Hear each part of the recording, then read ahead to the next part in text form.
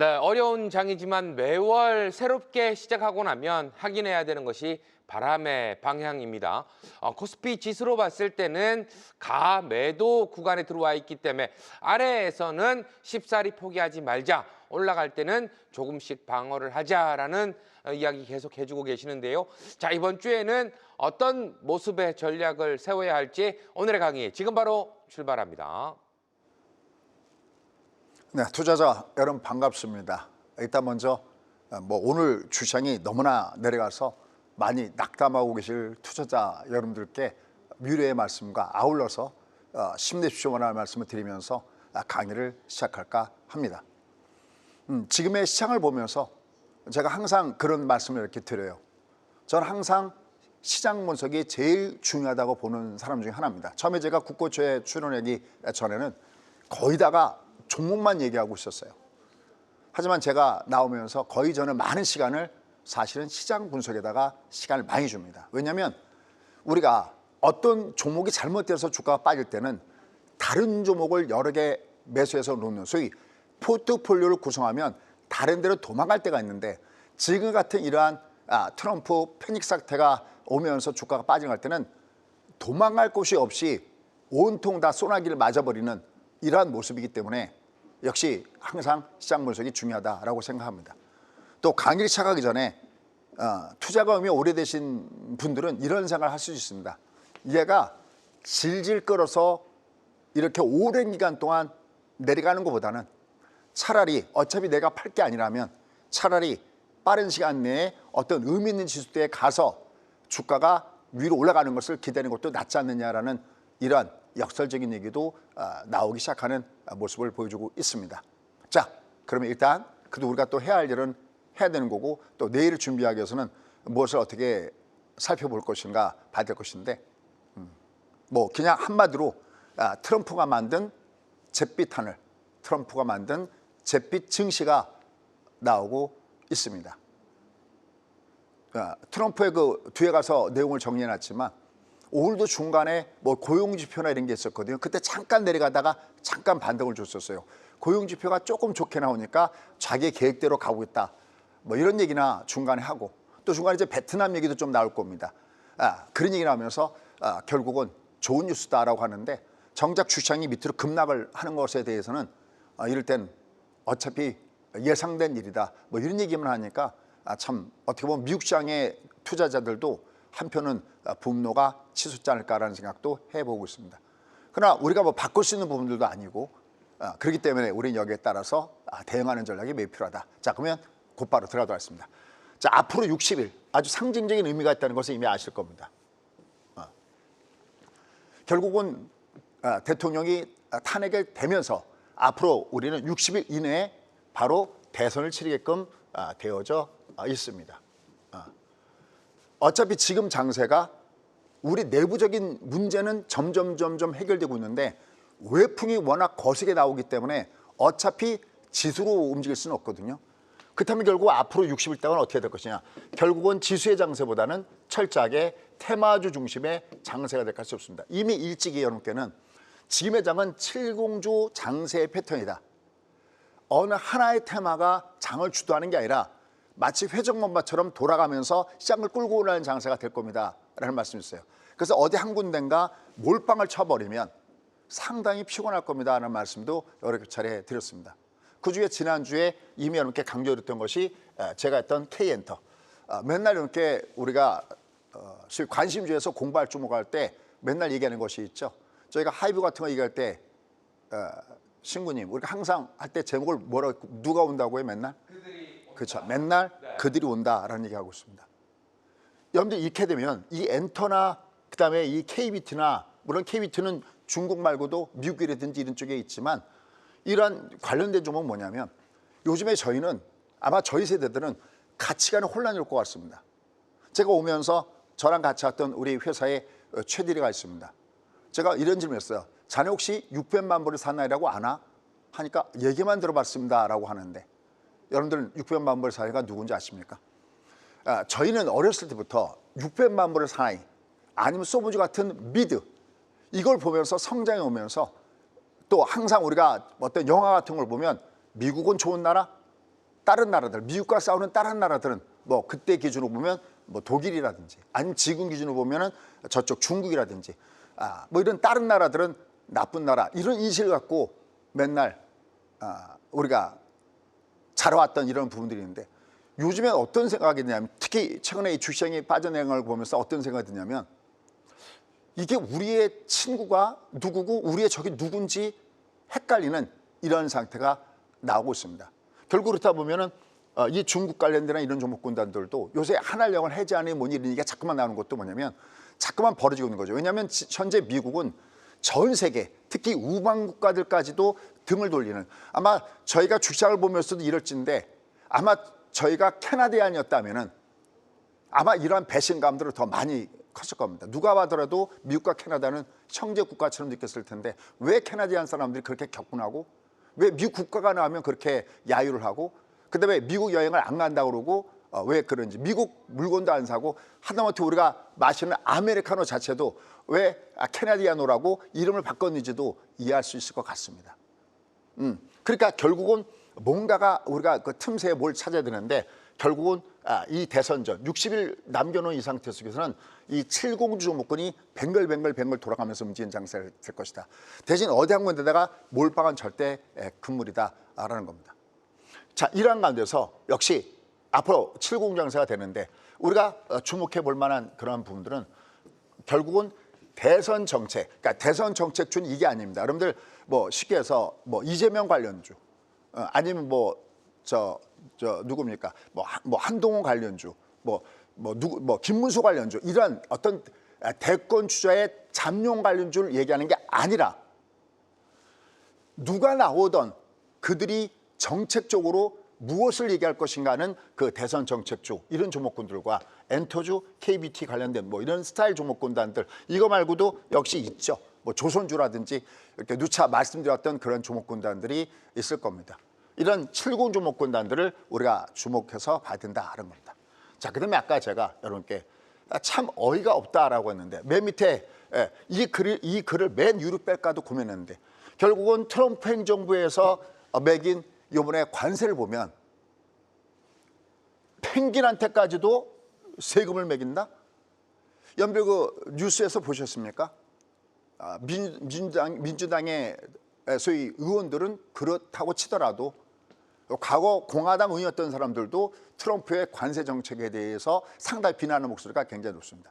자, 트럼프가 펭귄한테 세금을 매긴다는 건 도대체 이게 또 무슨 얘기인지 뒤에 가서 팩트체크부터 살펴보도록 하겠습니다. 자, 그럼 첫 번째 지난주 주장 어떻게 움직이는지 한번 보도록 하겠습니다.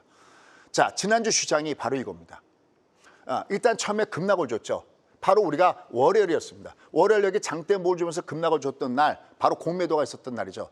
결국은 제가 항상 여기서 강의한 다음에 너튜브에서 세부 부수적인 강의를 하는데 결국 이게 공매도가 되면 한 번에 가 폭발한다. 폭탄 돌리기가 되기 때문에 조심해야 된다는 말씀을 드렸어요.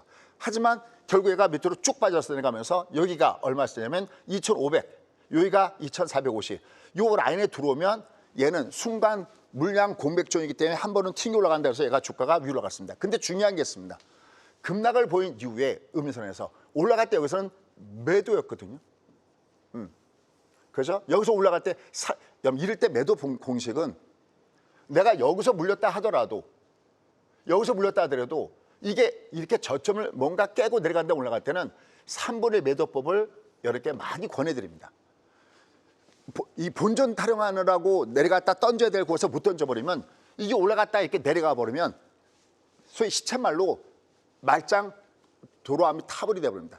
올라갈 때 외바닥에서 때는 줄였다가 줄인 것을 다시 내려갈 때 다시 사더라도 훨씬 낮은 단가에 똑같은 물량을 쏘는 곳이 아니라 더 많은 물량에도 담을 수 있기 때문에 이게 아닐 땐 줄여야 됩니다. 그럼 여기서 왜 매도를 권해드리는지 이걸 좀 더 과학적으로 이렇게 설명을 드리도록 하겠습니다. 그래놓고 이제 중요한 거는 목요일과 금요일 날 위에서 올라갈 때 때려 놓는데 목요일과 금요일 날 결국 미국의 관세 문제 때문에 주가가 목요일 같은 경우는 이미 미국 선물에서 급락을 줬을 때 절대 시초가에 쫓아가면서 때리지 마라. 왜냐면 이게 내려갔다가 다시 튕겨 올라갔고 또 금요일 날도 시가부터 때리지 마라. 내려갔다가 얘가 중간에 플러스까지 왔죠. 플러스일 땐 때리는 거 맞는데 내려갈 땐 때리지 말라고 했던 부분이 있습니다. 이것도 과학적으로 설명해 보도록 하겠습니다. 자, 올라갈 때는 왜 여기가 밑졌어도 올라갈 때 왜 매도였고 왜 내려가면 쫓아가면서 때리지 말아야 될 것인가 라는 것은 다시 한번 지난주 했던 건데 한번 보도록 하겠습니다. 이겁니다. 자, 보시죠. 이게 주가가 밑에서부터 상승다운 상승을 주려면 독특한 자기의 패턴을 만듭니다. 그 자기의 패턴이라는 것이 뭐냐면 이렇게 20상방, 최소한 1, 2, 쌍바닥을 줘야 되거든요. 꺾어질 때는 1, 2, 쌍봉, 하방의 모양을 줘야 되거든요. 근데 중간에 주가가 월요일날 고매도 다음에 내려온 다음에 올라갈 때 왜 매도였냐면 바로 여기에 걸린 겁니다. 이게 밑으로 내갔다 올라가더라도 이게 짝다리로 올라가는 거거든요. 이거 절대 못 쓰죠. 이거 쓰러지게 돼 있는 거거든요. 여러분들 종합을 알려면 30분 공부는 필수입니다. 혹자는 이렇게 얘기합니다. 차트가 맞느냐? 제가 이렇게 답변하죠. 매는 장사가 없습니다. 차트로 생각하지 마시고요. 이건 수급을 나타내는 겁니다. 패턴을 딱 보면 저희가 매번 공개 강의나 아니면 제가 별도의 어떤 유튜브나 이런 걸 통해서 말씀드릴 때도 이게 번호가 1번이라는 거거든요. 소위 중국보다 나빠요. 1번부터 9번까지 만들어놨어요. 이 안에 다 있어요. 이걸 가지고 얘가 수급이 지금 살아있는 건지 수급이 죽어 있는지를 따져보는 거거든요. 이건 얘가 밑에서부터 위로 올라가더라도 이건 수급이 죽어 있는 거예요. 이렇게 움직이지는 않습니다. 그래서 위로 올라갈 때는 3분의 1씩 매도를 때리십시오라고 얘기했던 겁니다. 이렇게 올라갈 때. 그럼 얘 또 다시 얘가 저점이 깨졌죠. 물론 이제 주말에 미국 시장이 빠졌기 때문에 우리가 월요일 날 올라가는 건 아니잖아요. 그래서 내려갈 때 어떻게 할 것인가를 얘기하잖아요. 그러니까 올라갈 때는 얘가 어쨌든 내려가다 올라갈 때는 3분의 1씩은 끊었다가 다시 할 생각을 해야 된다는 것이 여기서 나오는 부분입니다. 그러면 왜 얘가 매도가 나와서 주가 빠졌다가 올라갈 때 매도인데 왜 목요일과 금요일 날 아침 시초가에 미국 관세 때문에 주가가 확 빠져나갈 때는 왜 그럼 거기 쫓아가서 들어오지 않았느냐? 여기 동그라미 표시를 해놓은 요 구간을 잘 보셔야 됩니다. 이게 뭐냐면 주가는 밑으로 내려갈 때 이렇게 내려가다가 역N자로 빠지거든요. 근데 지금 얘는 빨간 건 역N자인데 20은 역N자가 아니죠. 이렇게 쭉 빠져내갔을 때 예전 우리가 60이 중방열 때 10개 매수 포지션 쳤던 거 둘둘 치킨 척하시죠. 이해가 안 가실 때는 제가 다시 너튜브를 통해서 디테일 강의에서 설명하도록 하겠습니다. 하지만 이렇게 들으면서 자꾸만 담아놓으려고 한번 해보십시오. 지금 여러분들이 겪는 이거는 저는 30년 이상 투자하면서 수없이 많이 겪었던 겁니다. 그때마다 좌절하고 슬퍼하고 근데 그렇게 좌절하고 슬퍼하면서 있으면서 스스로 그런 생각했어요. 내가 좌절할 자격이나 있는 사람인가? 딛고 일어서야지. 수없이 많은 걸 경험했습니다. 제가 이렇게 여러분 생활에는 강렬하게 얘기하니까 저기한 것 같지만 제가 속마음은 참 약합니다. 제 앞에 제가 좋아하는 우리 가문수 대표님이 이제 끝나고 나가면서 제가 그러겠어요. 아유, 이 미국 주가를 가장 처음에 일선에서 강연하고 수고하셨습니다라고 제가 이렇게 악수를 내미니까 벌써 눈가에 눈물이 촉촉이 고였어요. 저한테 거의 우는 목소리로 수님 어떡합니까? 라고 얘기를 해요. 다 똑같습니다. 얼마나 본인이 답답하면 그러겠습니까? 저도 이전에 2018년 장이 10월 달에 폭락할 때 저희 그 수강증유소 반장님이 계십니다. 아마 정확하게 기억할 텐데 저도 방송사고 날 뻔했습니다. 속에서 막 이렇게 그런 감정이 올라오는데 더 이상 강의를 할 수가 없었어요. 누구나 다 똑같습니다. 하지만 결국은 앞서 설명드렸던 대로 올라갈 때도 방심하면 안 된다. 사이클이기 때문에.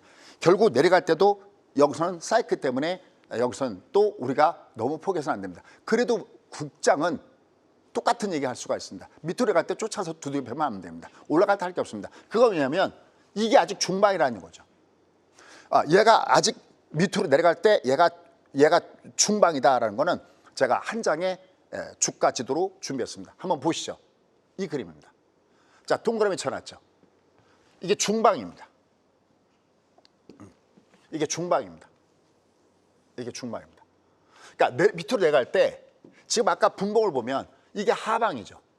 그럼 얘가 밑으로 갈 때 1, 2, 3, 4, 5 여기 어딘가는 얘는 두들겨 맞더라도 올라갔다가 그 다음에 두드맞이 되는 거거든요. 이게 2022년대 중국 증시. 그래서 여기 내려갈 때 여기서는 갔다가 쫓아 두드리면 안 됩니다. 얘가 다시 한번 주가가 위로 올라갈 겁니다.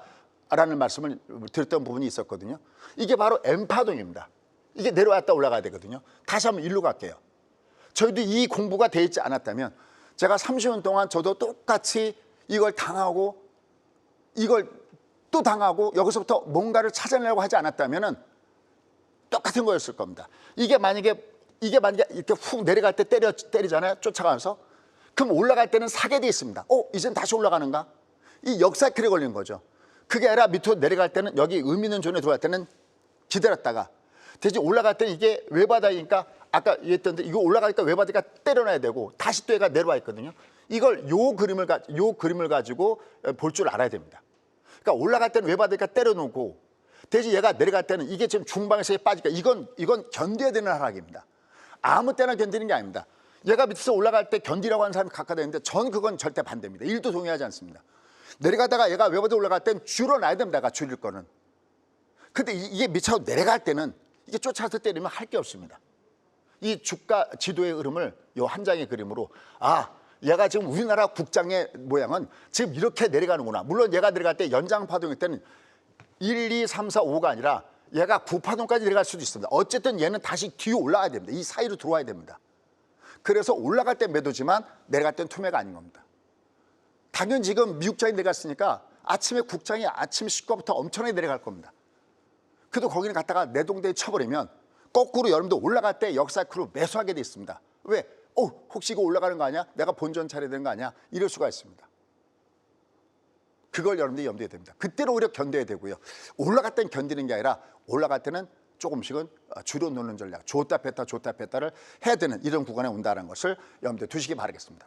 그러니까 지금 종합은 지금 현재 접어놔야 됩니다. 얘가 종합이 위로 날아가면 대형주를 써야 되는데 제가 이미 연초부터 그런 얘기했죠. 얘가 7공주 얘기를 꺼낼 때부터 이게 종합이 날아가는 장이면 대형주를 써야 되는데 그게 아니기 때문에 얘는 계속 개별 종목군의 테마주로 봐야 된다. 이름하여 7공주. 7공주의 의미는 상징적인 의미가 있다고 했죠. 각각 테마주가 돌아가면서 움직이는 장세가 7공주 장세입니다. 라는 말씀을 드렸어요. 그 대표적인 것 중에 하나가 누차 이렇게 그들이 온다라고 했던 이 엔터주들, 그렇죠? 지금 보면 SM은 오히려 이 고가를 돌파하면서 위로 나가고 있고요. 노멀스도 이렇게 내려갈 때 잡아주니까 얘가 위로 나가고 있고요. 그다음에 DOU 같은 경우도 여기 모양을 주고 있고 누차 했던 하이브도 맨날 그들이 온다 해서 이렇게 움직이고 있습니다. 결국 얘네들은 현재 상태에서 그래도 주가 내려갈 때 어떤 모양을 주는가를 봐야 되겠죠. 그 어느 때보다도 시진핑의 방한 얘기가 많이 나오고 있지 않습니까?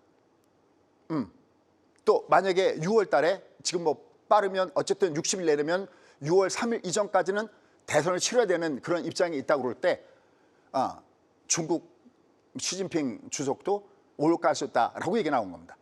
올지 않을지를 모르는 거죠. 다만 올 가능성이 높다는 것이 하나의 테마주로서 이 중국 관련된 종목군들 그리고 계속해서 중국의 제재를 받던 종목군단들이 무게중심에 오는 이런 그 과정들은 좀 나타날 수 있다는 측면에서 이를 엔터 종목군들을 계속 눈여겨보아야 될 겁니다. 자, 지난주에도 말씀드렸던 겁니다. 근데 지난주에 또 얘기했던 것이 K뷰티였죠. 그렇죠? 별로 얘들은 내린 게 없죠. 네이처셀이고 뭐고. 이렇게 한번 올라갔던 중 찌가 있는 종목이기 때문에 얘는 우리가 만약에 밑으로 가면 관심을 갖고 있어야 되고요. 여기 삐아도 조금씩 밑에서 올라오고 있고요. 또 나머지 종목군들도 조금씩 하단에서는 올라가는 모습들을 보여주고 있다라고 얘기할 수 있겠습니다. 그다음에 또 역시 매번 얘기했던 거 그래도 상대적으로 우리가 미국 대비 경쟁력을 갖고 있는 거 미국이 오히려 우리한테 아쉬운 소리를 해야 될 것이 있다고 그랬죠. 그게 바로 조선주였죠. 조선주도 보면 기자재 관련돼서 한국카본, 동성 화이텍도 조정받았지만 여전히 견조한 모습을 주고 있고 하나오션은 조정을 받긴 했지만 지금 종합이 내려가는 거에 비해서는 상당히 견조한 모습을 주고 있죠. 그러니까 이런 식으로 각각의 테마주 중립에서 올라간다는 겁니다. 그럼 아까 서두에 대선 정책 관련된 종목군단들 쪽을 우리가 봐야 된다. 이건 아까 했지만 무슨 홍준표 관련주, 이재명 관련주, 한동훈 관련주, 이런 개념이 아니죠. 김문수 관련주. 지금 보면 대권 주자로 거론되는 건 분들은 다 나옵니다. 오세훈 관련주, 누구 관련주 다 나오는데 그런 얘기가 아니라 누가 나오든지 간에 일괄적으로 우리나라 정책에 대해서 얘기할 거. 그럼 지금 우리나라 당면한 문제가 뭐죠? 제가 살 때 크게 딱 두 가지 같다고 봅니다. 그 중에 하나, 일자리죠. 이 일자리는 정말 할 얘기가 많은 겁니다. 지금 이 미국의 이 대통령들이 계보를 보면 어떤 형식으로 나가냐면 그렇게 물고 뜯고 하면서 싸우면서도 앞에 대통령이 추진하고 재미를 본 건 다음에도 그들이 이어간다고 합니다. 전 트럼프 대통령이 나올 때 가장 겁났던 게 뭐냐면, 관세보다도 가장 겁났던 게 뭐냐면 일자리를 더 뺏어갈까 봐. 그게 가장 겁났던 거거든요. 이미 조 바이든 때 미국에다가 공장을 지면 IRA라는 걸 제가 얼마나 많이 비평했습니까? IRA를 하면서 결국 일자리를 미국에다가 제공하면은 보조금을 주겠다. 그러니까 그거는 당근이었죠. 어쨌든 미국에다가 공장을 그 일자리 뺏어가는 거거든요. 그러니까 트럼프는 똑같아요. 미국에다 공장을 줘. 다만 트럼프는 당근을 줬다면, 조 바이든은 당근을 줬다면 트럼프는 치질 갖고 너 일자리 여기다가 만들지 않으면 너희는 진짜 얄짤 없어. 그렇죠? 관세 갖고 그 채취 역할을 하는 거죠. 그 우리 일자리는 양질의 일자리. 지금 이번에 현대차가 달려가서 31조를 거기다 투자한다고 그러는데 일자리가 몇 개가 만들어지니까 보니까 4만 개가 만들어집니다. 바꿔 얘기하면 우리나라 젊은 청년들이 4만 명이 일자리를 잃는다는 거랑 똑같은 얘기가 되는 거거든요. 전 제일 겁나는 게 이겁니다. 전부 다 능력자들이 전부 다 미국 갔다는 거죠. 누가 남습니까? 닥터분들이요. 그것도 7세 닥터. 얼마 전에 무슨 우연히 드라마 썸네일을 보니까 7세 고시생처럼 뭘 한다고 그래서 보니까 야, 참 가관입니다. 결국 이 일자리에 대한 것은 분명히 컨택할 수 없습니다. 그래서 여기 보면 일자리 관련된 종목군들, 오픈롤, 뭐 원티드랩, 뭐 사람인서부터 해갖고 이런 것들은 대선 주자들이 분명히 하나씩은 나올 거다. 그다음에 또 하나 우리 궁금한 게 뭐죠? 인구 소멸. 우리도 이제 외부에서 다른 국적을 갖고 있는 이런 분들을 우리가 받아들여야 된다. 이제 단일 민족 뭐 이런 얘기는 없어진 줄 알죠. 결국은 출생의 문제가 가장 큰 부분이 되겠죠. 특히 국민연금의 가입자가 6년 만에 2만 2천 명을 하회했다. 그러니까 마이너스 게임으로 가고 있는 게 가장 불편한 부분들이죠. 그래서 꿈비, 뭐 에르코스, 그다음에 아가방, 제로투세븐 이런 식으로 이 출산 관련된 것들이 결국은 대선 정책주로 우리가 볼 수 있겠습니다. 그러니까 오히려 미국 주가가 밑으로 훅 빠지면서 아침에 국내 증시도 왕창 밑으로 빠져나갈까 좋겠죠. 이럴 때 스멀스멀 고개를 들밀고 올라갈 수 있는 종목군단들은 바로 이러한 종목군들이 705 종목군에서 회전하면서 움직일 수 있기 때문에 이들 종목군들을 우리가 봐야 되는 이런 입장이 있다라는 것을 염두에 둬야겠습니다. 그럼 아까 서두에 종합으로 접근하기는 어렵다. 그러니까 빅픽처의 그림이죠. 왜 어렵다라는 걸까요? 바로 여러분 알고 있다시피 바로 이 그림이죠. 상호관세에 대해서 20%의 황당한 계산법. 이 황당한 계산법 아십니까? 우리가 지금 여기 한국을 25%로 이걸 써놨는데 이 계산법이 어떤 겁니까? 지금 작년 기준으로 상품 무역 수지에서 결국은 미국이 수입했던 금액이 1,315억 달러. 그리고 미국이 수입했던 것이 650억 달러. 그러면 자기네가 지금 손실 본 것이 66억 달러거든요. 이 66억 달러, 이 66억 달러 손실 난 것을 자기네 수입된 걸로 나누니까 이게 50%가 나온 겁니다.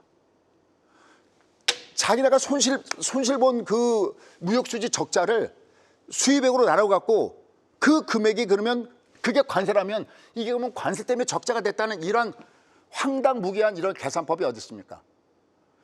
그러다 보니까 우리가 알고 있는 미국이 아닌 거죠, 이거는. 근데 이게 우리뿐만의 문제겠습니까? 우리보다 좀 더 친밀하게 지냈던 유럽 국가나 캐나다나 다른 나라들 이거 얘기할 필요가 전혀 없는 거죠. 중국은 그러려니 하지만 다른 나라들 다 마찬가지입니다. 지금 중국이 오늘 지금 미국이 초반에 약간 들어주는 듯 하다가 뒤에 가서 확 밀렸던 가장 큰 원인이 뭘까요? 드디어 중국이 가장 우리가 겁냈던 거. 야, 이거 관세 전쟁, 무역 전쟁으로 또다시 비화되면 어떻게 할까 그러는데 중국이 똑같이 34%를 4월 10일부터 시행한다고 그러죠. 이걸 계산해 보니까 다 똑같아. 중국이 34%, EU가 20%. 여기 특히 지금 베트남이 46%. 이게 다 똑같습니다. 아니 세상에 이런 걸로 계산하는 계산법이 어디 있습니까? 그런데 중요한 것은 이게 맞다라는 거예요. 수지 무슨 얘기 하십니까? 지금 트럼프 편 듭니까? 조선말은 끝까지 들어봐야죠. 이게 맞은 게 뭐냐면 이게 우리가 알고 있는 어떤 공식이라든지 어떤 우리가 소위 얘기하는 보편 타당한 그런 계산이 아니라 심의 논리에 의해서 움직이는 거니까 이게 어쩔 수 없이 끌려가야지만 되는 그 부분이 있다는 겁니다. 딴 데 같으면 중국이 이렇게 반발하면서 미국의 관세를 맞보복 한다고 그럴 때 딴 데 같으면 우리는 속으로 진짜 중국 왜 그럴까? 마음속으로는 우리는 이미 미국을 응원하고 있는데 글쎄요. 저만의 문제일까요? 그렇게 썩 미국을 응원하고 중국 너희 왜 그래? 그냥 고분고분하지. 이런 마음이 안 드는 건 저만의 기분인지 그건 잘 모르겠습니다. 어쨌든 뭔가 가치관에 혼란이 오고 있습니다. 우리 육변만불 사나이는 소모준 도대체 어디 가고 이렇게 됐냐라는 겁니다. 자, 이런 것들은 사실은 국제정치적인 문제가 있으니까 마침 월요일날 제가 공부하니까 그때 이 비하인드 스토리를 여러분께 말씀을 드리도록 하겠습니다. 그러다 보니까 이게 우리도 마찬가지죠. 여당이 잘못하면 야당에서 뭐라고 하듯이 드디어 민주당에서 척추모 이 원내대표라든지 이런 사람들이 꼬치고 났습니다. 아니 세상에 세금 매기다 못해 펭귄한테까지 세금을 매긴다고? 이게 펭귄님들이십니다. 어리둥절이 아니라 펭귄둥절이죠. 지금 남극에 있는 허브 맥도날드 제도에도 10%를 한다. 무인도에 있고 지금 유네스코에 등재됐다 그러는데 이렇게 나가고 있습니다. 이 남극뿐만 아닙니까? 또 북극에도 또 세금 매기고 도대체 어느 한 정치인에 의해서 전 세계가 이렇게 위험에 빠져도 될까라는 이런 생각을 해봅니다. 유튜브에서는 좀 더 노골적으로 좀 이따가 한번 얘기를 한번 해보도록 하겠습니다. 그러다 보니 지금 미국의 주가가 대폭락을 주면서 이렇게 내려가고 있습니다. 자, 이미 여러분께 예전에 두 개의 라인을 권해드렸어요. 이게 밑으로 내려갈 때는 여기 하단에서 일단 1차 지지가 되면서 올라간다. 결국 올라갔죠. 근데 하나만 건드린 게 아니라 두 번째 라인을 건드렸죠. 근데 얘가 위로 올라갈 때 여기선 저항이다 그러는데 여기 좀 올라가다 여기서 두들 맞는 것이 이게 자동차 관세 나오면서 여기서 두들 맞았습니다. 얘가 이미 여기 저점을 깼기 때문에 이게 올라가면 여기 근처에서 매도입니다 그러는데 내려왔죠. 이때 하나 중요한 거예요. 여러분 처음에 내려갈 때는 이렇게 매매존에서 뜨거든요. 근데 두 번째 한 번은 의미서는 안 깨지는데 한 번은 뜨는데 두 번째 이렇게 내려갈 때는 그냥 예측해서 쏘시면 안 됩니다. 그래서 제가 매번 얘기한 게 여기서 오버바디가 나와야 신호가 있습니다라고 누누이 여러분께 말씀드렸어요. 항상 제가 말씀이지만 여기서 얘기한 다음에 디테일한 것들 아니면 중간 장중에 변화되는 것은 제가 제 개인 채널 너튜브를 통해서 항상 말씀드립니다. 오버바디가 나오기 전까지 함부로 베팅하지 마라 라는 말씀을 이렇게 드렸던 부분들이 있습니다. 자, 그럼 얘가 이렇게 많이 빠져 내려가는데 특히 요런 날은 꿀팁입니다. 요날 발표하는 날이었죠. 4시에 발표했었지 않습니까? 미국 시간으로 장 끝난 다음에 요때 내가 대응하는 전략은 우리가 급락을 줄 때 그걸 커버하려면 우리가 양매수라는 게 있습니다. 이것도 좀 이따 말씀드릴게요. 오히려 양매수로 커버가 가능한데 얘들이 이게 들어갈 때 미 선물에 이걸로 커버가 가능합니다. 한번 보여드릴게요. 보시죠. 여기였거든요. 트럼프가 관세 발표하는 시간이 바로 요때였습니다. 그러니까 우리나라 시간으로는 새벽 5시, 미국 시간으로는 새벽 4시. 그러니까 트럼프의 말 맞다나 자기가 관세 발표하면 미국 주가가 빠질 줄 알았던 모양입니다. 우연일치라고 보기 어렵게 딱 미국 시장이 끝나는 그 시간에 발표한 다음에 주가가 여기서부터 급락 줍니다. 이때 제가 너튜브 방송할 때 미리 사전에 어떤 말씀이냐면 이거 예측하지 마라. 왜냐하면 너튜브를 보면 이게 관세를 발표하자마자 주가가 올라간다 아니면 얘가 더 빠지는데 양쪽이 있는데 우리 누구 편에 들 것이라 할 때는 절대 거기에 휩쓸리지 마라. 그 맞췄던 사람이 계속 맞추는 거 아니거든요. 우리는 시세를 따라가라. 소위 트렌드 팔로잉. 그때 이렇게 한결같이 얘기하는 것이 뭐냐면 35의 기울기를 따라가라. 그럼 여기서는 선물 매도, 미국 선물 매도가 되면 내가 커버가 된다는 겁니다. 항상 어떤 빅 이벤트가 있을 때는요. 그 예측하는 자기가 원하는 대로 예측하고 보지 마시고요. 35를 따라가라는 겁니다. 그래서 조금만 여러분들이 저희가 되면 국내 시장에서도 파생을 조금만 공부하셨으면 하는 그런 바람이 있습니다. 어쨌든 35를 따라가라. 미리 말씀드렸던 그러한 사항들입니다. 이게 소위 대응의 전략인 거죠. 함부로 예측하면 이게 제대로 되지를 않는다라는 거 이걸 염두에 두시기 바라겠습니다.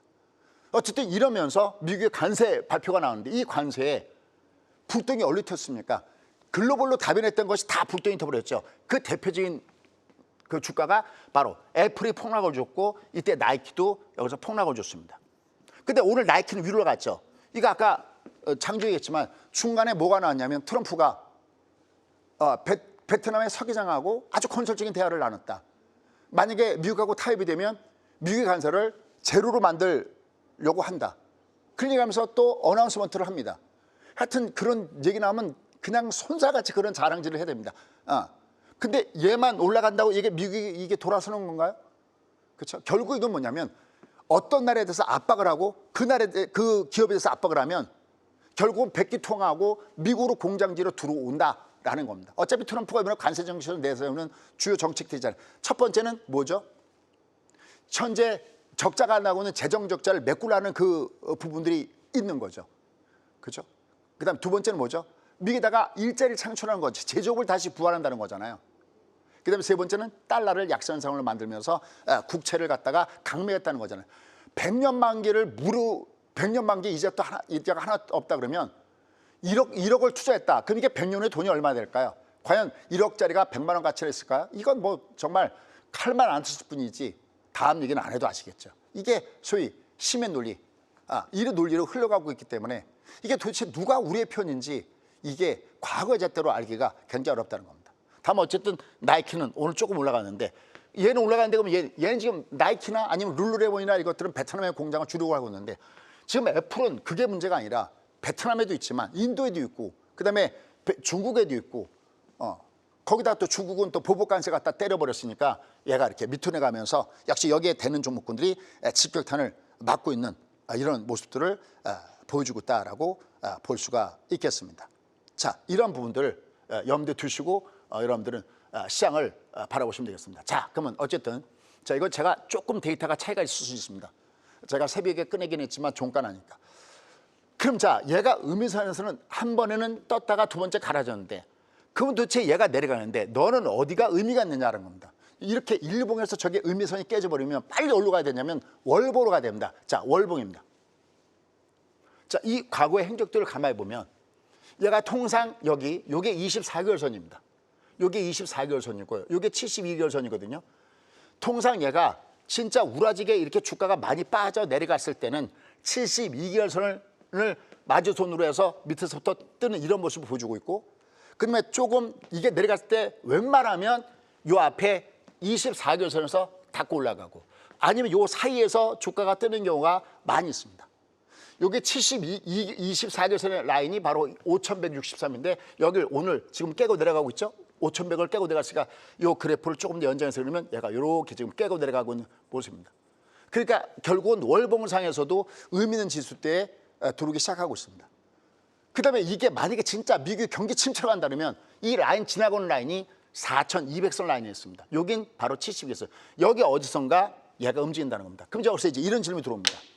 수재님 여기 진폭이 대략 보더라도 한 900포인트가 되는데 그럼 이 900포인트일 때 어떻게 씁니까? 그럴 때 방법은 두 가지가 있습니다. 하나는 슬라이스 하듯이 내가 밑으로 뭐 5000, 4900, 4800 내가 요 라인을 갖다가 슬라이스해서 나 여기서부터 쉽게 해서 5%, 뭐 5%, 5%, 5% 아니면 10%, 10% 이렇게 쏘는 방법 하나. 그다음에 좀 더 지혜로운 방법. 이미 이 앞에 일봉을 갖고 얘기할 때 주가가 5170이 아래에 내려갔을 때 어디서 쏠 것이냐 할 때는 밑으로 가다가 국핸들 법칙. 주가가 꼭지일 때는 음봉전화가 꼭지이고 주가가 바닥일 때는 양봉전화가 바닥. 그래서 이걸 국핸들 법칙이라고 얘기합니다. 그러니까 얘가 이렇게 음봉으로 얘가 계속 만약에 음봉으로 때릴 때는 안 쏘는 겁니다. 얘가 안 쏘고 있다가 얘가 내려가다가 양봉전화가 바닥이니까 양봉. 이렇게 양봉. 얘가 내려가다가 어딘가 발열 방향이 양봉으로 주는 그때 많이 쏘는 이런 전략을 준비하는 것이 건설적입니다. 자, 이런 디테일한 얘기는 좀 더 뒤에서 하도록 하겠습니다. 어쨌든 얘는 월봉상에서 의미 있는 구간에 들어와져 있는 이런 모습을 보이고 있다는 것을 염두에 두시기 바라겠습니다. 자, 그럼 이러한 가운데서 현재 어떤 내용들이 중심으로 해서 들어와져 있는지 한번 살펴보도록 하겠습니다. 미증시 관련돼서 중요한 내용들을 보면 비농업자 취업자 수가 기준은 14만 명이 예측됐었는데 22만 예상보다 한 2배 정도 나왔죠. 누가 또 등장했습니까? 어김없이 트럼프가 등장해서 계획대로 되고 있구나. 그런데 누가 이 데이터를 믿는 사람들이 주식하는 사람이 누가 있겠습니까? 지금 이미 이제 부러지기 시작하고 트럼프 행정부의 현재 정책에 대한 것들은 앞으로 나올 텐데 그러니까 이게 올라가도 별 의미가 없었다 라고 얘기할 수가 있겠습니다. 그러면서 강하게 버티면 질 수 없다. 그러니까 이 얘기 딱 들으면서 느끼는 게 트럼프를 보면서 왠지 저도 나이를 먹어가고 있지만 제가 저희 수강생한테도 그런 얘기 했어요. 제가 나이 먹어가는 입장에서 그런 얘기 할 수는 없지만 왠지 트럼프를 보면서 우리의 느낌에 꼰대 같은 느낌이 드는 건 왜일까요? 그러는데 이거 절대 바뀔 리가 없겠죠. 트럼프의 정책 현 정책이 쉽게 바뀌지 않을 것이라는 것이 이게 중요한 겁니다. 그리고 사상 유례 없는 불을 추측할 기회다. 저는 여기는 좀 동의합니다. 왜냐하면 미국의 주가가 어차피 우상향하는 건데 이게 많이 빠지면 빠질수록 소위 부자들 입장을 볼 때는 부를 축적할 수 있는 기회는 맞는 거죠.